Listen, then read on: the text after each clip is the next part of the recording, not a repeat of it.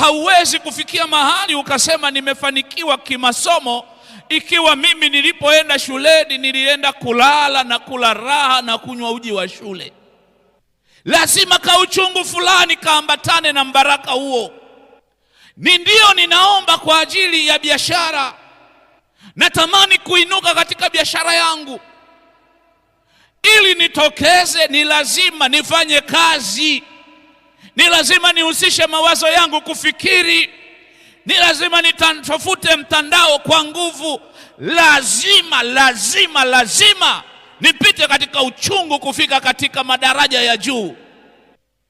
Hakuna mbaraka wowote ambao utakuja kwako kiholela. Mungu atatupima kupitia uchungu, na ndiyo maana anasema wale watakaovumilia.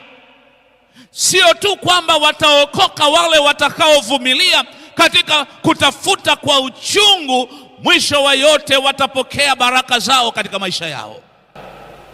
Kumbuka, kila siku tunatafuta baraka za asubuhi za Bwana.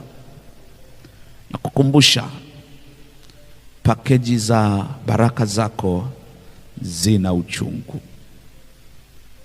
Hivyo natamani usione uchungu zaidi ya kuona baraka.